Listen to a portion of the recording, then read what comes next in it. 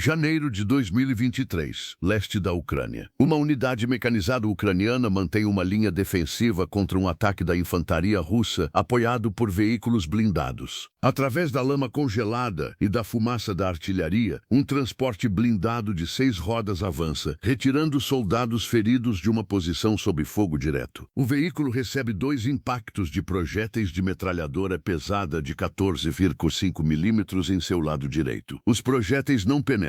O veículo retira os feridos, chega a um posto médico e retorna à linha em menos de 1 hora. O veículo não é americano, não é britânico, nem sequer é australiano ou canadense. Foi construído em uma fábrica em Hämeenlinna, na Finlândia. Sua designação é Sisu X Atus 8T5. Suas tripulações o chamam de Pasi. E ele foi projetado no início da década de 1980, especificamente para combater forças russas, exatamente no tipo de terreno congelado e coberto por florestas onde soldados ucranianos estão morrendo hoje. Para compreender por que um transporte blindado finlandês terminou na Ucrânia combatendo a guerra que havia sido construído para impedir, é preciso entender a posição estratégica da Finlândia durante a Guerra Fria. A Finlândia compartilhava uma fronteira de muito 340 quilômetros com a União Soviética. Não uma fronteira teórica, uma fronteira real testada durante a Guerra de Inverno de 1939 a 1940, quando a União Soviética invadiu e descobriu que soldados finlandeses, combatendo em terreno finlandês, estavam entre os defensores mais letais do mundo. A Finlândia perdeu território naquela guerra. Não perdeu sua independência militar, nem sua vontade de lutar.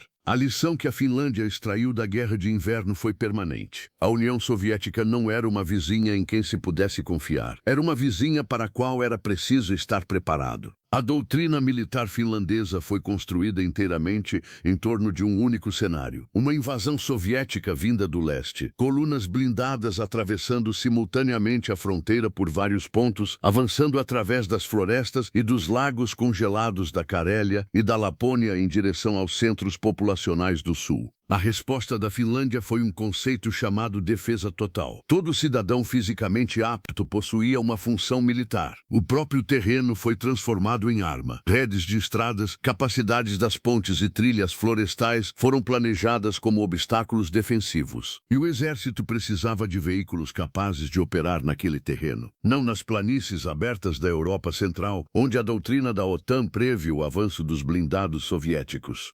Nas florestas, nos lagos congelados e nas estradas estreitas da Lapônia finlandesa, onde um veículo de rodas capaz de transportar infantaria, sobreviver ao fogo de armas leves e metralhadoras pesadas, atravessar superfícies de lagos congelados sem romper o gelo e operar a 40 graus Celsius abaixo de zero, valia mais do que um veículo de combate sobre lagartas que exigia instalações de manutenção aquecidas e transportadores de tanques para mudar de posição. Em 1972, as forças de defesa finlandesas emitiram um requisito para um novo transporte blindado de pessoal. Os veículos existentes, antigos M1 e 13 americanos, eram adequados para as condições da Europa Central. Eram inadequados para as condições finlandesas. As lagartas congelavam sob o frio extremo. Os veículos exigiam manutenção constante em temperaturas nas quais o metal se tornava quebradiço e o fluido hidráulico engrossava até adquirir a consistência de uma pasta. A Finlândia precisava de algo projetado desde o início para condições árticas.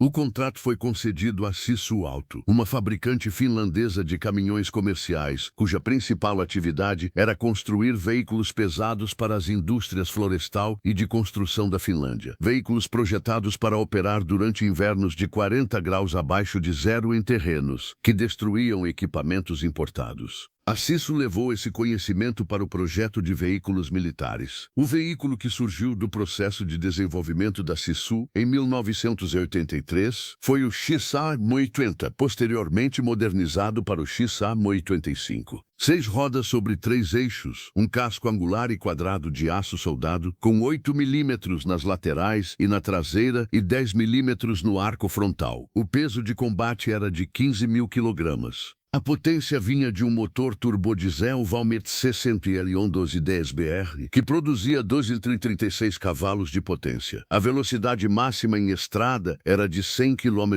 por hora. A velocidade fora de estrada era de 60 km por hora. A autonomia era de 800 km.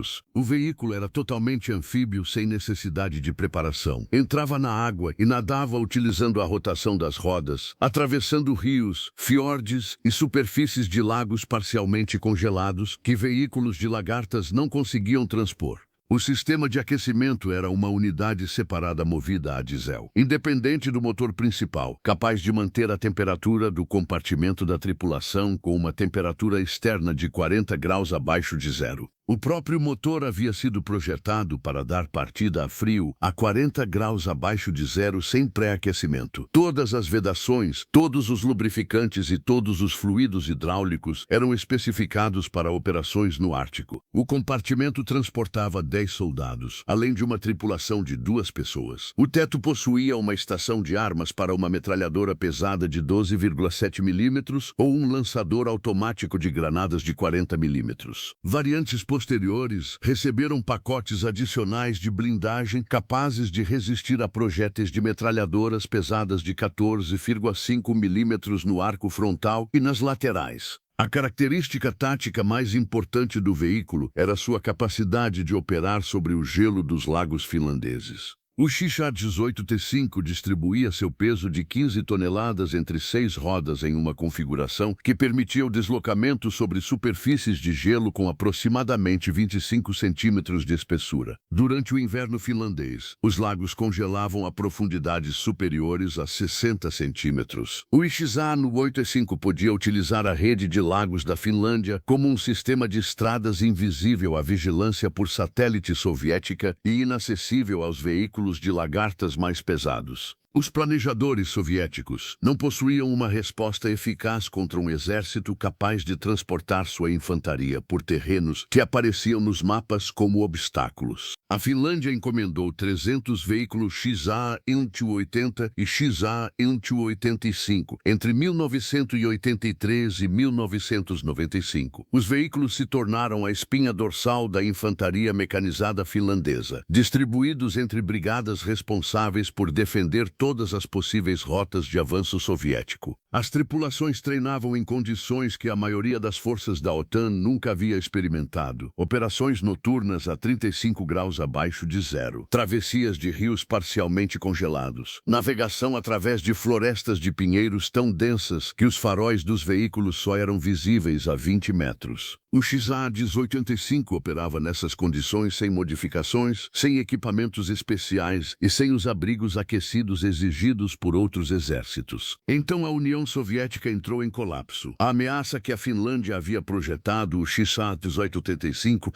para enfrentar desapareceu da noite para o dia. Os veículos estavam bem conservados, parcialmente modernizados e se tornavam cada vez mais excedentes em um ambiente de ameaça reduzida. Quando a Finlândia entrou na OTAN em abril de 2023, o processo de racionalização de seus equipamentos já havia começado. Os XA-1880 e XA-1885 mais antigos foram selecionados para transferência. O destino era a Ucrânia. Os primeiros XA-165 finlandeses chegaram à Ucrânia em 2023. As forças ucranianas os receberam sem os meses de treinamento que normalmente acompanhavam as transferências de veículos ocidentais. Os instrutores finlandeses haviam passado 40 anos treinando tripulações para condições árticas. As condições do inverno ucraniano eram bastante semelhantes. O veículo era familiar de operar. O aquecedor a diesel funcionava durante os invernos ucranianos da mesma forma que nos finlandeses. A capacidade anfíbia demonstrou imediatamente sua utilidade no rio Dnipro e em seus afluentes. A proteção contra projéteis de 14,5 mm resistia à metralhadora pesada russa KPV de 14,5 mm instalada nos transportes blindados de pessoal BTR-60 e BTR-70. Esse nível específico de proteção não era acidental. O XA-1885 havia sido projetado para sobreviver às armas instaladas nos transportes de infantaria soviéticos, porque os planejadores finlandeses sempre haviam presumido que enfrentariam enfrentariam exatamente esse tipo de veículo. O veículo contra o qual a Ucrânia combatia agora era o veículo contra o qual o XA-1085 havia sido projetado para lutar 40 anos antes, em um país diferente, contra um nome diferente para o mesmo exército. As tripulações ucranianas observaram várias vantagens operacionais que diferenciavam o XA-1085 dos M11-3 americanos e de outros transportes blindados de pessoal que utilizavam. O sistema de aquecimento permitia que as tripulações permanecessem dentro do veículo por longos períodos no inverno, sem manter o motor principal funcionando, reduzindo as assinaturas térmica e sonora. A capacidade anfíbia permitia realizar operações de travessia de rios sem o apoio de pontes de engenharia. A configuração de 6 rodas proporcionava maior estabilidade fora de estrada do que os veículos de 4 rodas em lama profunda. E o veículo era simples, mecanicamente direto, reparável com as ferramentas transportadas a bordo. Uma tripulação que tivesse treinado com o XA-1085 durante 2 semanas conseguia realizar toda a manutenção de rotina sem o apoio de oficinas de retaguarda. No ambiente com recursos limitados da frente ucraniana, a simplicidade mecânica era uma vantagem tática. No final de 2023, veículos finlandeses XQ-835 operavam em várias brigadas ucranianas nas frentes oriental e sul. A Finlândia não divulgou os números das transferências, de acordo com sua política de não fornecer detalhes sobre a ajuda militar. As estimativas indicavam que entre 80 e 120 veículos haviam sido entregues até o início de 2024. O XA-1085 não era o veículo mais capaz utilizado pela Ucrânia. O veículo de combate Bradley possuía um canhão mais poderoso. O tanque Leopard 2 possuía mais blindagem. Mas o XA-1085 podia chegar a lugares onde esses veículos não conseguiam, através de rios congelados em janeiro, por trilhas florestais estreitas demais para os Bradley, sobre o gelo de lagos que não suportaria um Leopard. Em uma guerra travada em toda a complexidade do terreno ucraniano durante as 4 estações, um veículo capaz de operar em todos os lugares valia mais do que um veículo capaz de derrotar qualquer adversário, mas apenas no terreno correto. A Finlândia compreendia isso havia 50 anos. Esse conhecimento agora protegia soldados ucranianos nas florestas de Donetsk e nas travessias de rios de Zaporizhia. O veículo projetado para impedir uma invasão russa da Finlândia estava sendo utilizado para resistir a uma invasão russa da Ucrânia. A ameaça era a mesma, a doutrina era a mesma, o veículo funcionava da mesma maneira que sempre havia funcionado, porque o inimigo para o qual havia sido construído nunca havia mudado. Somente a fronteira havia mudado.